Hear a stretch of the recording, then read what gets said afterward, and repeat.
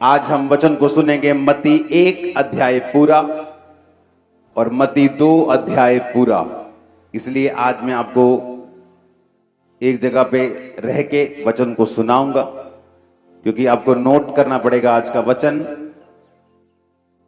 अपने पड़ोसी से पूछो, क्या तू चाहता है परमेश्वर तेरी सुरक्षा करे? क्या तू चाहता है कि परमेश्वर तेरा ध्यान रखे? तो परमेश्वर उनका ध्यान रखते हैं जो उसके वंश के होते हैं। आमीन। परमेश्वर ने अब्राहम को कहा, मैं तेरा ध्यान रखूंगा, मैं तुझे सुरक्षित रखूंगा। जो तुझे कोसेगा मैं श्राप दूंगा, जो तुझे आशीर्वाद देगा मैं उसे आशीषित करूंगा।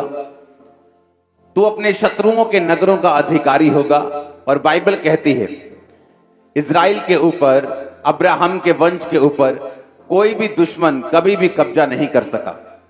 बाइबल कहती है कि जब अब्राहम के भतीजे लूत को उन राजाओं के द्वारा बंदी बना लिया गया था कि जो राजा बड़े बड़े राजाओं को मार कर जा रहे थे, अब्राहम ने सिर्फ 318 शिक्षित मारने वाले अपने कुटुंब के लोग, अपने परिवार के लोग, अपने ही स्टाफ को साथ लेके जाके उन राजाओं को मारकर अपने भतीजे लूत को छुड़ाया था।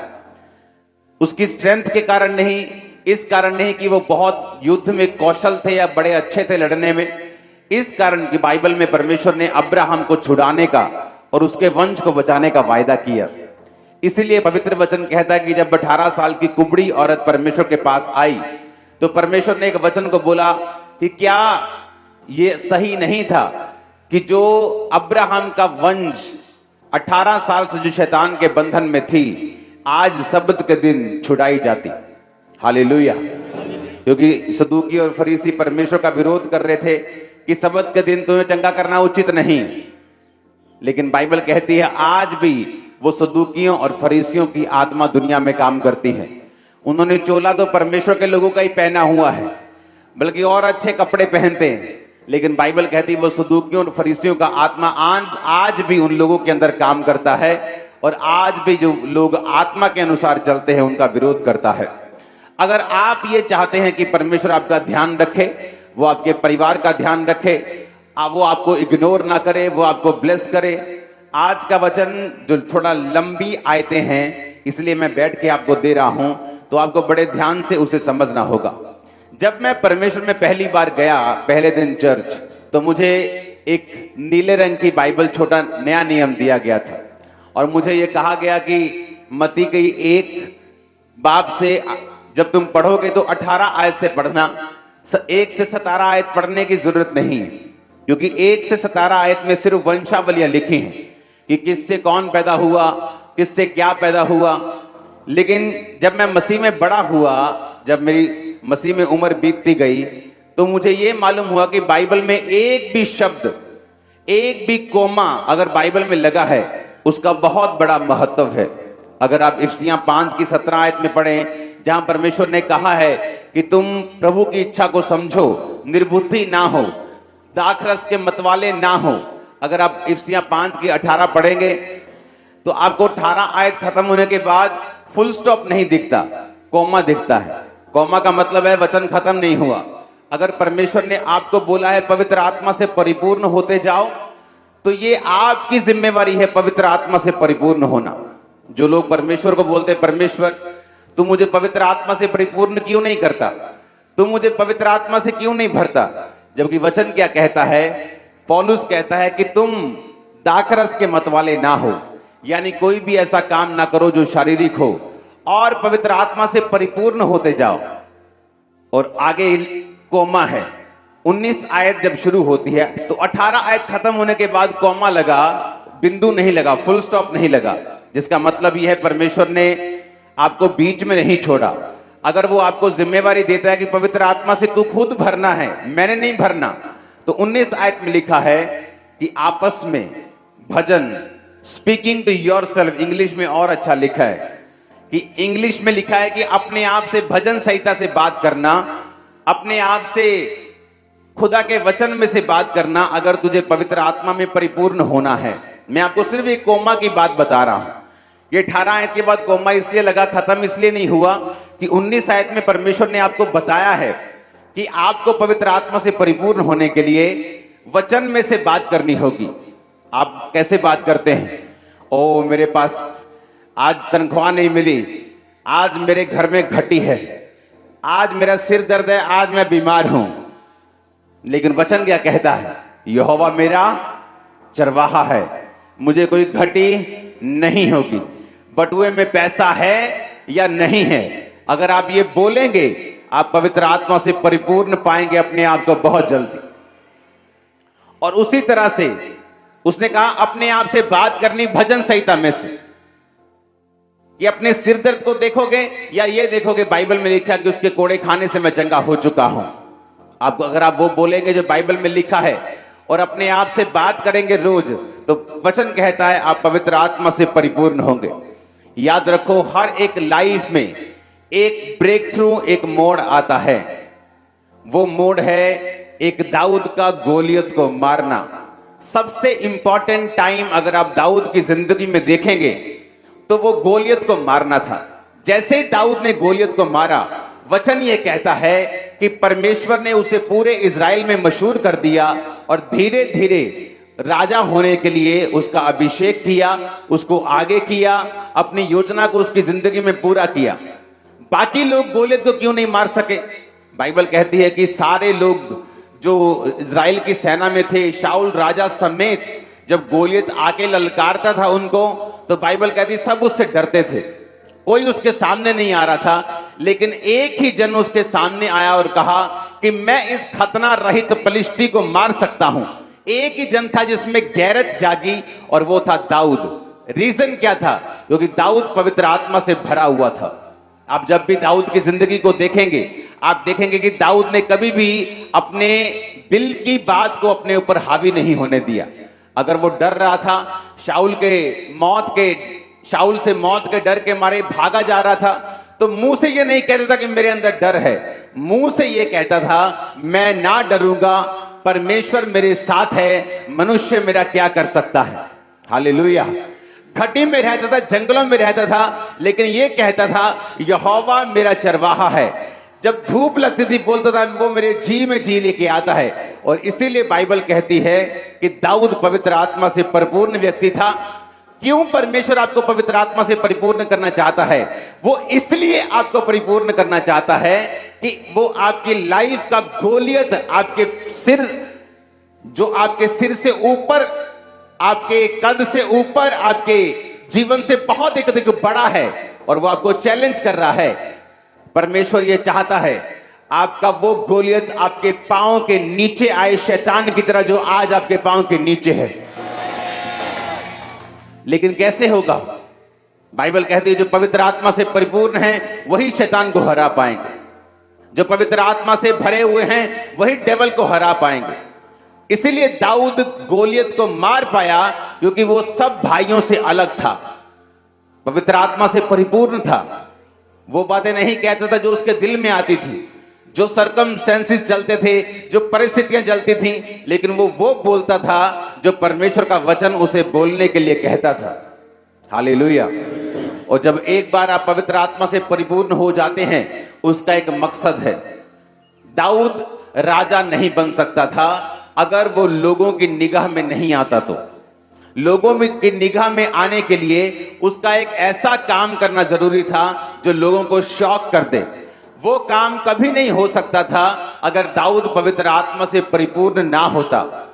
दाऊद पवित्र आत्मा से परिपूर्ण कभी ना होता अगर वो परमेश्वर के वचनों को अपनी लाइफ की विपरीत परिस्थितियों में बोलना ना जानता। हालेलुया। कितनों को समझ आ रही है आज का वचन? आपकी लाइफ में कुछ ऐसे परमेश्वर ने काम रखे हैं जो आप जैसे ही पवित्र आत्मा से परिपूर्ण होंगे, वो विक्ट्रीज, वो जीत आपको मिलती है। मैं बहुत सारे लोगों को बोलता हूं, आप गलती करते हैं अपने परिवार को, अपना परिवार मतलब अपना जो क्लोज परिवार होता है, माँ बाप, भाई बहन, पत्नी, बच्चे, आप गलती करते हो जो बाइबल लेके उनसे बहस करते हो, उनको बताने की कोशिश करते हो कि यीशु मसीह परमेश्वर है। क्योंकि कई आशीषें आपकी ऐसी होती हैं, आपके परिवार की कई साल्वेशन ऐसी होती हैं जो आपकी ब्लेसिंग्स को देख के होती हैं। आपका परिवार कुछ मेंबर ऐसे होते हैं जो आपके ऊपर जब तक खुदा का हाथ नहीं देख लेते तब तक वो परमेश्वर में नहीं आते। इसलिए बहुत से लोग अपनी फैमिली की साल्वेशन का इंतजार करते रहते हैं, अपनी फैमिली से बहस करते रहते हैं, भाई साहब आप प्रभु में क्यों नहीं आते, बहन तो प्रभु में क्यों नहीं जाती। लेकिन वो ये कभी नहीं सोचते, बाइबल कहती है तू बच, तेरा घराना बचाया जाएगा। और बचना कैसे है? बाइबल कहती है जो पवित्र आत्मा से परिपूर्ण ही नहीं हुआ वो अभी तक मेरे ख्याल में तो बचा नहीं है, और बाइबल के वचन के मुताबिक भी वो बचा नहीं है। इसीलिए परमेश्वर ये चाहता है कि आप लोग पवित्र आत्मा से परिपूर्ण हो, ताकि आपकी लाइफ का गोलियत जब मरे, आपकी लाइफ में एक बड़ी टेस्टिमनी पैदा हो, आपका परिवार मसीह में आए, समाज मसीह में आए, लोग आपको स्वीकार करें, परमेश्वर का मर्जी और उसका प्लान आपकी लाइफ में पूरा हो। और आज रात को खुदावंद का आत्मा आपको विजन देगा, एंजल आपको दर्शन देंगे, पवित्र आत्मा से परिपूर्ण करेंगे। आमीन। मेरे को ऊंचे वाला चाहिए चर्च। Hallelujah, hallelujah. वो अपने वंश को पवित्र आत्मा से भरता है, लेकिन कौन सा वंश? जब मेरे को बाइबल दी गई तो बोला 1 से 17 आयत मत पढ़ना, लेकिन जब मैंने पढ़ा तो सारे भेद ही उसमें, खजाने उसमें छुपे हुए। अब्राहम की संतान, दाऊद की संतान, यीशु मसीह की वंशावली। मत्ती 1 उसकी 1 आयत। 2 आयत में लिखा अब्राहम से इसहाक उत्पन्न हुआ, इसहाक से याकूब उत्पन्न हुआ, याकूब से यहूदा और उसके भाई उत्पन्न हुए। अब्राहम से लेकर दाऊद तक 14 पीढ़ी हुई। दाऊद से लेके जब बेबुलीन ने उनको बंदी बना लिया 14 पीढ़ी हुई। बंदी बनाने के बाद मसीह के जन्म तक 14 पीढ़ी हुई। इसलिए मैं कहता हूं वो पीढ़ियों को कंट्रोल करता है, वो पॉपुलेशन को भी कंट्रोल करता है, वो छोटी से छोटी चीज का भी ध्यान रखता है। वो आपका ध्यान क्यों नहीं रखता होगा? अब्राहम से लेकर दाऊद तक 14 पीढ़ी। 17 आयत पढ़ो। इस प्रकार अब्राहम से दाऊद तक 14 पीढ़ी, दाऊद से बेबुलीन को बंदी होकर पहुंचाए जाने तक 14 पीढ़ी, बंदी होकर बेबुलीन को पहुंचाए जाने के समय तक मसीह तक 14 पीढ़ी। एक एक सेकंड खुदावंद के कंट्रोल में है। आपकी लाइफ, आपका फाइनेंस, आपकी फैमिली, आपके बच्चे, आपकी हर एक चीज परमेश्वर के हाथों में है। अगर आप परमेश्वर में सही रीति के साथ चलते हैं आप सेव नहीं होंगे। वो आपका ध्यान रखेगा, वो आपको बचा के रखेगा, उचित समय पर आपको बढ़ाएगा भी, गवाहियों के साथ लेके भी आएगा। आमीन। ऊंचा ये आशीष आपकी है। अब यहां पे लिखा अब्राहम से इसहाक और इसहाक से याकूब उत्पन्न हुआ। अब्राहम से इस्माइल क्यों नहीं लिखा? इसहाक से एसाव क्यों नहीं लिखा? क्योंकि इसहाक के 2 बच्चे हुए थे, एसाव और याकूब। लेकिन जब वंशावली लिखने का समय आया कि किस वंशावली से जीसस क्राइस्ट पैदा होंगे, तो एसाव का नाम वहां नहीं था। क्योंकि बाइबल कहती है जब उसका भाई दाल पका रहा था, रोटी पका रहा था, तो एसाव उसके पास आके बोला, हे भाई ये रोटी और ये दाल मुझे दे दे, मैं भूख से मर रहा हूं। याकूब ने कहा अगर तू पहलोठे होने का अधिकार मुझे बेच दे, क्योंकि वो था तो जुड़वा लेकिन पहले पैदा हुआ था, तो टेक्निकली बड़ा भाई था। तो उसने कहा कि अगर तू अपने बड़े होने का पद मुझे बेच दे तो मैं ये रोटी और दाल तुझे दे दूंगा। उसने कहा इसमें कौन सी बड़ी बात है, बड़े होके भी तू, मैं क्या कर लूंगा, मैं धनुष चलाने वाला बड़ा ही तेज मर्दाना इंसान हूं, मुझे कुछ जरूरत नहीं, ताकतवर इंसान हूं, ले पहलोठे होने का पद तेरा, ये मेरे को दाल और तू रोटी दे। और बाइबल कहती है वो खाकर अपने पहलोठे होने के पद को तुच्छ समझकर चला गया। और जब वंशावली लिखने का समय आया तो परमेश्वर ने याकूब से उत्पन्न होने का फैसला किया। बाइबल कहती है याकूब से यहूदा, यहूदा के वंश से जीसस क्राइस्ट पैदा हुए। और इसीलिए एसाव का नाम वहां नहीं है, क्योंकि जितने विश्वासी अपने शरीर के अनुसार चलते हैं वो कभी भी परमेश्वर के ब्लड लाइन में नहीं जुड़ सकते। आज भी अगर चर्च में लोग बैठे हैं तो सारे जीसस क्राइस्ट के ब्लड लाइन में नहीं है, क्योंकि हर एक जन जो आत्मा के अनुसार नहीं चलता, बाइबल के मुताबिक वो परमेश्वर के ब्लड लाइन में जुड़ा नहीं हुआ। जो शरीर के अनुसार चला, कौन? इसहाक का बेटा बड़ा एसाव शरीर के अनुसार चला, परमेश्वर ने अपने ब्लड लाइन से बाहर किया। आज चर्च में लोग बैठे हैं, है तो जीसस क्राइस्ट के संतान, उनका दादाजी बिशप हैं, उनका पापा चाचा पास्टर हैं, खुद 20 साल से क्रिश्चियन हैं, लेकिन अगर शरीर के अनुसार चल रहे हैं तो मेरा यकीन रखना परमेश्वर आपको अपने वंश में नहीं गिनता। आप क्रिश्चियन नहीं है बाइबल के मुताबिक। उसने कहा इसहाक से याकूब उत्पन्न हुआ, एसाव का नाम तक नहीं लिया, क्योंकि परमेश्वर उसको जानता नहीं। बाइबल कहती है अगर शरीर के अनुसार चलोगे तो मरोगे। आज परमेश्वर किनका ध्यान रखता है? जो आत्मा के अनुसार चलते हैं। इसलिए परमेश्वर ने कहा आत्मा के अनुसार चलोगे तो जियोगे। कहां पर जियोगे? अपने फाइनेंस में, अपनी लाइफ में, अपनी फैमिली में, अपनी आत्मिक जिंदगी में, अपने घराने में, अपनी मैरिड लाइफ में, अपनी सेवकाई में, तुम सब जगह जियोगे, तुम मरोगे नहीं अगर तुम आत्मा के अनुसार चलोगे। अगर शरीर के अनुसार चलोगे तो मर जाओगे। तुम शरीर में तो जीवित हो सकते हो, पर मरे हुए होगे फाइनेंस में, अपने सेहत में, अपने परिवार में, अपनी रिलेशनशिप में, अपनी आत्मिक लाइफ में, अपनी सेवकाई में। हालेलुया। अपने पड़ोसी को बोलो जितने शरीर के अनुसार चलते हैं वो उसके वंश के नहीं है। इसलिए परमेश्वर ने लिखा है इसहाक से याकूब उत्पन्न हुआ। ऊंची आवाज में आमीन बोलो, ऊंची आवाज में आमीन बोलो। Hallelujah, hallelujah. हमें यह देखना है कि हम शरीर के अनुसार चल रहे हैं कि नहीं। एसाव शरीर के सामने झुका, भूख बर्दाश्त नहीं हुई। कुछ लोग झुक जाते हैं व्यभिचार के सामने कि व्यभिचार का अटैक बर्दाश्त नहीं हुआ जी, हमने कुछ देख लिया, हमने कुछ कर लिया। आप यीशु मसीह के वंशावली में नहीं। अगर आप उसकी वंशावली में रहना चाहते हैं, उसकी ग्रेस के नीचे रहना चाहते हैं, आपको यह मालूम होना चाहिए कि जो शरीर के सामने झुक देंगे, झुक जाएंगे, अपने आप को झुका देंगे, वो परमेश्वर की वंशावली के नहीं है। वो शरीर के अनुसार चलने वाले हैं और वो जीवन उनके अंदर नहीं है। आप शरीर के सामने झुक गए, चोरी शरीर का काम है, विरोध, फूट, विधर्म, जादू टोना, मूर्ति पूजा, कलेश शरीर का काम है। चोरी, व्यभिचार शरीर का काम है। ईर्खा शरीर का काम है।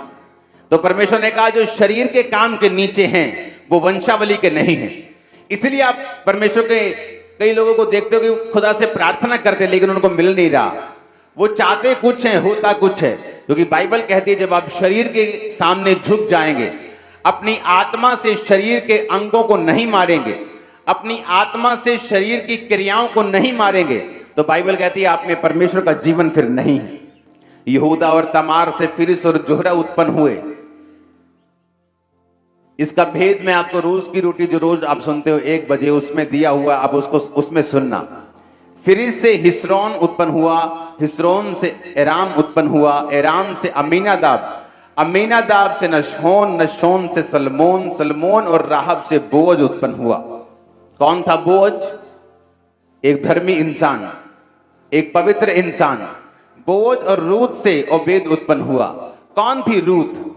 एक ऐसी औरत जो अन्य जाति थी, परमेश्वर को नहीं जानती थी, जिसका क्रिश्चियन एक यहूदी लड़के के साथ मैरिज हो गई, लेकिन वो परमेश्वर में सही नहीं था और बाइबल कहती वो मर गया।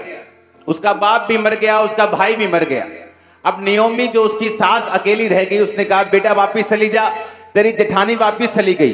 रूत ये बात जानती थी वापिस चली जाऊंगी, पति भी मिल जाएगा, आशीष भी मिल जाएगी, सुख भी मिल जाएंगे, पैसा भी मिल जाएगा। लेकिन उस देश में परमेश्वर यहोवा की आराधना करने वाले लोग नहीं थे। तो क्या किया रूत ने? रूत ने फैसला किया कि वो शरीर के सामने नहीं झुकेगी, वो अपने शरीर की क्रियाओं को पूरा करने का प्रयास नहीं करेगी, बल्कि दुख उठाते हुए भी वो परमेश्वर की महिमा करेगी, दुख उठाते हुए भी परमेश्वर में ही रहेगी।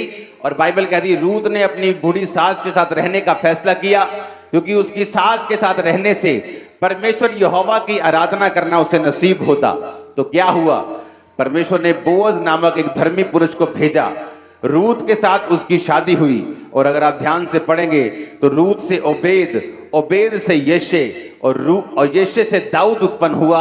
यानी रूत जो थी वो दाऊद की परदादी बनी। बाइबल के मुताबिक रूत के वंश से ही जीसस क्राइस्ट पैदा हुए, क्योंकि दाऊद के वंश से यीशु मसीह पैदा हुए।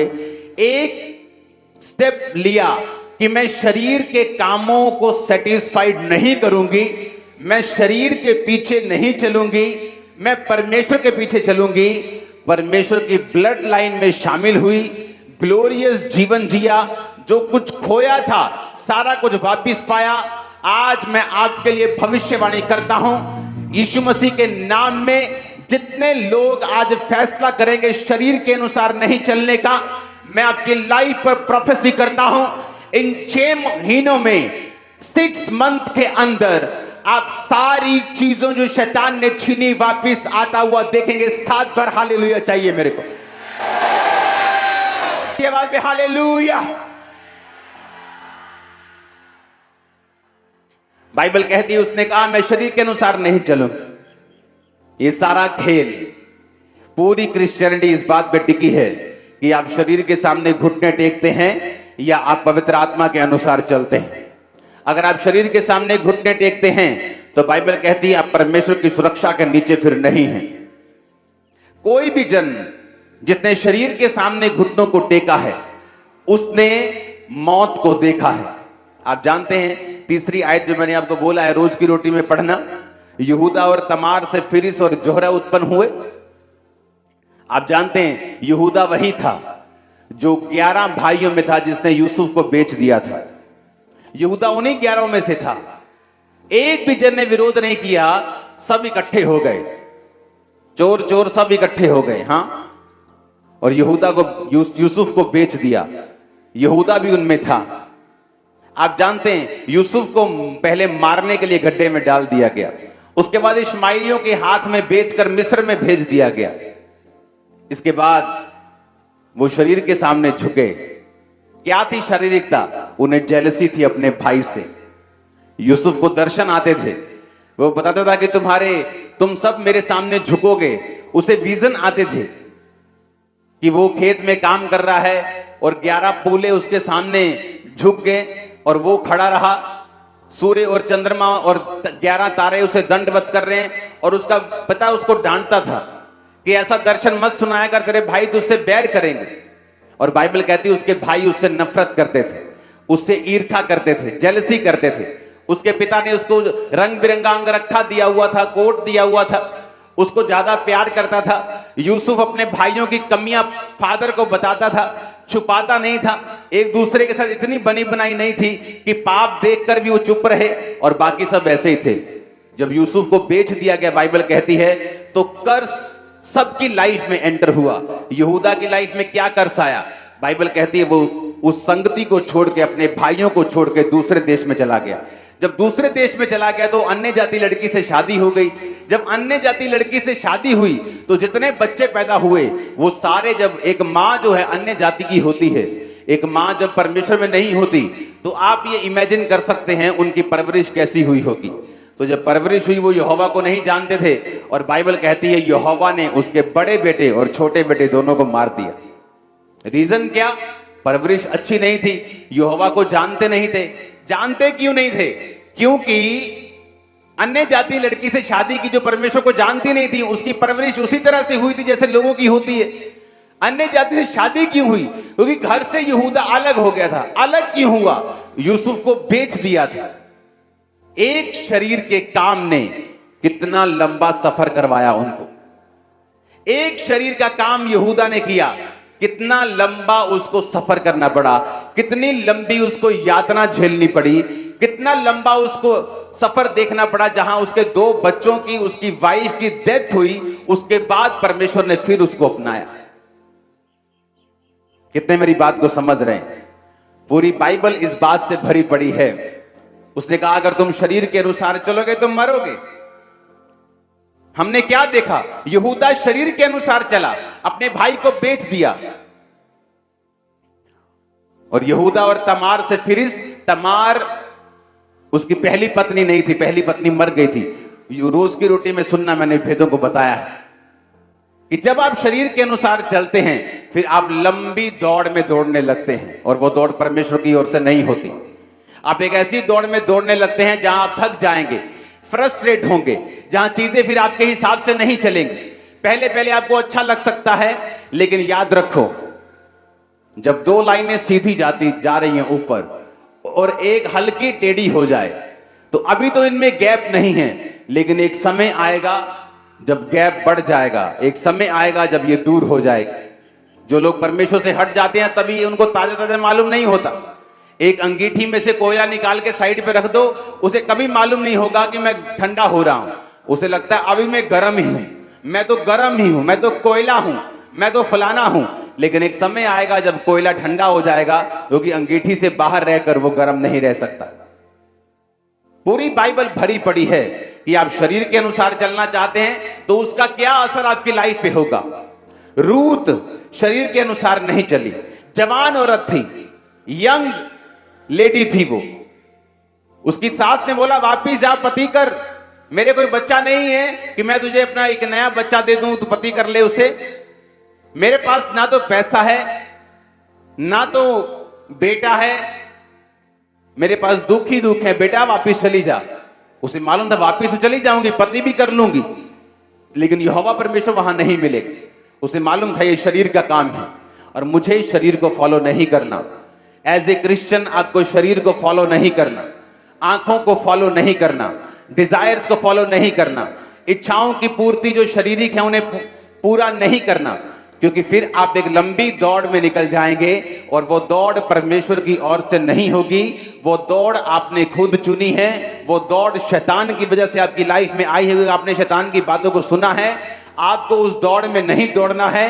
परमेश्वर ने आपके लिए बेस्ट चीजों को रखा हुआ है। बाइबल कहती है अपने भविष्यद्वक्ताओं को, अपने प्रेरितों को जो तुम्हारे सामने हैं, उनकी गवाही को ध्यान से देखो और समझो और फॉलो करो। और यही मूर्खता की थी दाऊद के बड़े भाइयों ने। यीशु से दाऊद उत्पन्न हुआ, दाऊद से सुलेमान उत्पन्न हुआ, और किस स्त्री से? जो पहले उरिया की पत्नी थी।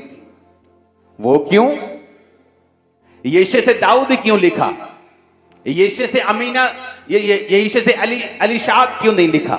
यीशु के और भी बेटे थे, राजा की सेना में थे, बड़ी अच्छी पोस्ट के ऊपर थे, तो उनसे वंश क्यों नहीं चला? क्योंकि बाइबल कहती है जब शमूएल नबी उनके घर में मसा करने के लिए आया, तो शमूएल ने कहा जाओ अपने बेटों को बुला के लेके आओ। पहला आया, परमेश्वर ने कहा मैंने इसे नहीं चुना, मैं इसे अयोग्य करार करता हूं। आप किसी को अयोग्य करार नहीं करते जब तक आप उसका पेपर नहीं लेते। आपका टीचर नहीं बोलता आप फेल हो गए जब तक आपका टेस्ट नहीं लेता। इसका मतलब दाऊद के सब बड़े भाइयों का टेस्ट हुआ और वो अपने टेस्ट में फेल हो गए। उसका कारण व्यभिचार हो सकता है, चोरी हो सकता है, प्रार्थना ना करना हो सकता है, बाल को पूजना हो, कुछ भी हो सकता है। लेकिन बाइबल कहती वो शरीर के अनुसार चले और परमेश्वर ने अपनी ब्लड लाइन में शामिल नहीं किया। दाऊद उत्पन्न हुआ क्योंकि दाऊद आत्मिक था। सुलेमान उत्पन्न हुआ क्योंकि दाऊद के सब बड़े बच्चे जो थे, दाऊद का बड़ा बेटा, दाऊद के जो सबसे बड़े बेटे थे वो रानियों के बेटे थे। कौन सी रानी? शाऊल की बेटी। और भी रानियों के बेटे उसके पास थे। उनकी जो माएं थी वो राजाओं की पुत्रियां थी। तो कौन अगला राजा बनना चाहिए था? एक परिवार में उसकी कई पत्नियां थी, तो कई पत्नियां राजकुमारियां थी, उनके बाप राजा थे, तो एक्सपीरियंस के हिसाब से तो उसे राजा बनना चाहिए जिसका नाना भी राजा है, जिसका बाप भी राजा है, मां राजकुमारी है। कितना एक्सपीरियंस, उठने बैठने का कितना उसको एक्सपीरियंस होगा। लेकिन बाइबल कहती है परमेश्वर ने उनको राजा नहीं बनाया, सुलेमान को बनाया। सुलेमान को क्यों बनाया? क्योंकि बाइबल कहती है दाऊद की सब गवाहियों को सुलेमान ने बड़े ध्यान से फॉलो किया। उसने दाऊद की सब टेस्टिमनीज को फॉलो किया। उसने दाऊद के द्वारा सारे कामों को, जो दाऊद 7 बार दिन में स्तुति करता था, परमेश्वर में खड़ा रहता था, पाप में नहीं रहता था, अपने गिफ्ट पे घमंड नहीं करता था कि मैं राजे का धोता हूं, मैं राजकुमारी का बेटा हूं, मेरा बाप दाऊद राजा है तो मैं ही राजा बनूंगा। लेकिन सुलेमान ये जानता था ना बल से ना शक्ति से, बल्कि उसकी आत्मा के द्वारा। आज सेवकाई में अगर आप देखेंगे कौन लोग कामयाब हैं, वो लोग नहीं जो गिफ्टेड हैं, जो प्रोफेशनल हैं, जिनको काम करना आता है, वो लोग कामयाब हैं जो पवित्र आत्मा से चलते हैं, अपने दासों की बात को सुनकर रिस्पॉन्ड करते हैं, उनके अधीन रहते हैं, पवित्र आत्मा के द्वारा दिए गए कामों को करते हैं। मिनिस्ट्री में अगर आप देखेंगे वो कामयाब आपको मिलेंगे। मोस्टली क्रिश्चियन बहुत पढ़े लिखे आपको मिलेंगे, लेकिन सेवकाई में कामयाब कहीं नहीं मिलेंगे।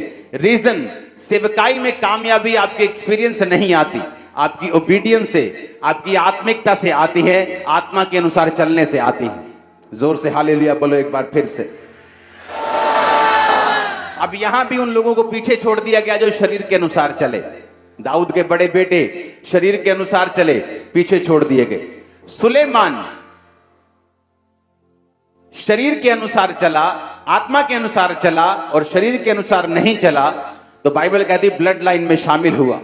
मैं फिर आपसे कहता हूं, कौन आज इस जीसस क्राइस्ट का रियल वंश है? आप में बैठे 50% लोग जीसस क्राइस्ट के रियल वंश होंगे, बाकी 50% अगर शरीर के अनुसार चल रहे हैं तो नाम पीटर जॉन हो सकता है, चर्च में 7 साल से हो सकता है आ रहे हों, लेकिन परमेश्वर आपको अपने वंश में नहीं गिनता।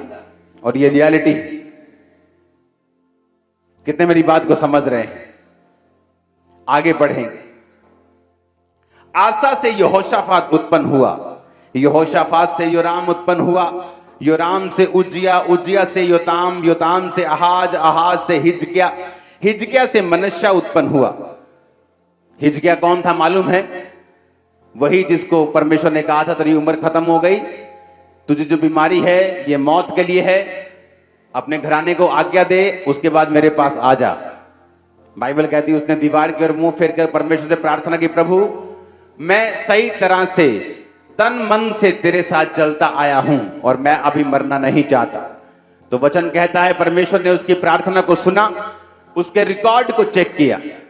आपका पास रिकॉर्ड क्या है मायने रखता है। एक कंपनी में 2 जने गलती करें, दोनों को सजा अलग अलग हो सकती है, क्योंकि दोनों का पास रिकॉर्ड मायने करता है। एक ने कभी गलती नहीं की और बॉस के साथ सदा वफादार रहा है, और दूसरा हमेशा गलतियां करता रहा है। जो सदा गलतियां करता रहा है, हो सकता है उस गलती की वजह से वो सस्पेंड हो जाए, लेकिन जो पहली बार गलती की है उसे माफी मिल जाए। अपना रिकॉर्ड सेट करो। क्या बोलेगे परमेश्वर को इमरजेंसी के दिन के टाइम? कितनी सिगरेट पी है, कितनी ब्लू फिल्में देखी हैं, कितने पाप किए हैं? क्या बोलेंगे परमेश्वर को जब इमरजेंसी का टाइम आता है? फिर आपको परमेश्वर को बोलना होता है, परमेश्वर मेरी प्रार्थना को सुन, क्योंकि बाइबल कहती है संकट के दिन मुझे पुकार तो मैं तुझे उत्तर दूंगा। लेकिन कौन पुकारेगा परमेश्वर को? जो परम प्रधान के छाए हुए स्थान में बैठा रहे, वही सर्वशक्तिमान की छाया में ठिकाना पाएगा। आमीन। बैठे रहने का मतलब जो स्थान खुदा ने आपको दिया है विश्वासी होने का, उसे छोड़ना नहीं, उसे पकड़े रखना है और विश्वासी बने रहना है। आमीन। हिजकिया को परमेश्वर ने आज्ञा दी, परमेश्वर ने 15 साल उम्र बढ़ा दी, और बाइबल कहती है हिजकिया से मनश्शे उत्पन्न हुआ।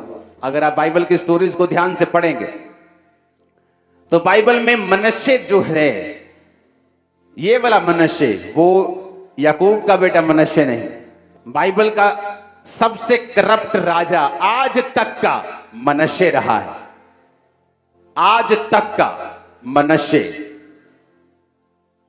इसने इतने पाप करवाए इजरायलियों से, इतने शरीर के काम करवाए, बाइबल कहती है। और दूसरी बात, परमेश्वर जब भी कोई इजराइल का राजा गुनाह करता था उसको हटा देता था और उसकी जगह एक और राजा आता था। लेकिन बाइबल कहती है मनश्शे ने लंबा राज किया, गलत होने के बावजूद भी। कई बार आपको लगता है कि ये बंदा गलत चल रहा है सेवकाई में तो भी फलवंत हो रहे हैं, ये आदमी गलत चल रहा है तो भी आशीष पा रहे हैं। लेकिन मनश्शे के टाइम पे परमेश्वर ने ये सोच लिया कि जो भवन मेरा बना है और ये इजराइल की प्रजा, बेबीलोन तुम्हें बंदी बनाएगा, इस भवन को तोड़ देगा और तुम सब लोग अपने राजा के अधीन नहीं, अब दूसरे राजा के अधीन होगे। और बाइबल कहती है इजराइल की सबसे बड़ी विपत्तियों में से एक विपत्ति मनश्शे के बाद आई, जब उसने शरीर के कामों को इजराइल में करवाया। परमेश्वर हिसाब लेता है। उसने मनुष्य का हिसाब एकदम से नहीं किया, मनुष्य को एकदम से नहीं हटाया, लेकिन बाइबल कहती है उसके शरीर के कामों का बदला पूरे इज़राइल ने चुकाया। अपने पड़ोसी को बोलो, शरीर के काम नहीं करने। व्यभिचार, चोरी, फूट, विधर्म, ईर्ष्या, लड़ाई, झगड़ा, मूर्ति पूजा, जादू, टोना, वैर, विरोध, ये नहीं करना। अगर तू ये कामों को नहीं करेगा, आत्मा के अनुसार चलेगा, तो तू परमेश्वर के ब्लड लाइन में शामिल होगा। वो तेरा ध्यान रखेंगे, जो कुछ तूने खोया है वो तू पाएगा, तू सबसे ऊपर होगा, तू ब्लेस्ड होगा, तू आशीषित होगा। इतनी आशीष होगी, रखने की जगह नहीं होगी, तू सिर कहलाएगा, पूंछ नहीं। ये वचन आपकी लाइफ पे पूरे हो इन जीसस नेम। कौन था अब्राहम? राजा उससे डरते थे। कौन था इसहाक? राजा उससे डरते थे। बाइबल कहती है उनकी सामर्थ राजाओं से ज्यादा थी, और वही परमेश्वर आपको देना चाहता है। वो आपको प्रभावशाली करना चाहता है, सामर्थी करना चाहता है, चंगा करना चाहता है, ब्लेस्ड करना चाहता है, आपके परिवार को बचता हुआ देखना चाहता है। आमीन ऊंचे वाला चाहिए चर्च। पूरी बाइबल अगर आप पढ़ेंगे आपको यही समझ आएगा कि जो शरीर के कामों में फंसे एक लंबे सफर पे निकल गए, जो परमेश्वर की ओर से नहीं था। एक थकाने वाला सफर, एक पहाड़ों वाला सफर होता है जहां आप नजारे लेते हुए जाते हैं, चाय पीते हुए, मैगी खाते हुए पहाड़ों की। हाँ, तो एक सफर होता है जब आप धक्के खाते हुए, आप पसीने में लोटपोट होते हुए, बुखार हो गया जाते हैं, एक वो सफर है। अगर आप धर्मी हैं तो परमेश्वर नजारों के साथ आपको लेके जाएगा। अगर शरीर के अनुसार चलते हैं तो आप सोच लीजिए उन लोगों का क्या हुआ जो शरीर के अनुसार चले। अपने हाथों को उठा, अपने घुटनों पे आओ, ऊंची आवाज से बोलो, परमेश्वर मैं तौबा करता हूं, आज से मैं शरीर के अनुसार नहीं आत्मा के अनुसार चलूंगा। ऊंची आवाज में अपने हाथों को उठाते हुए अपने गुनाहों की क्षमा मांगो ऊंची आवाज में। याद रखो, जब भी आप शरीर के अनुसार चलेंगे एक डाउनफॉल आएगा, और जब भी आत्मा के अनुसार चलेंगे आप ऊपर की ओर निकलेंगे। तो आपका ऊपर जाना या नीचे आना आपके हाथ में है, शैतान के या परमेश्वर के हाथ में नहीं। आज से वायदा करेंगे अपने हाथों को उठाकर कि प्रभु आज से मैं शरीर के अनुसार नहीं, मैं आत्मा के अनुसार चलूंगा। ऊंची आवाज में। हमारे YouTube चैनल को सब्सक्राइब करें ताकि आप परमेश्वर के गहरे वेदों को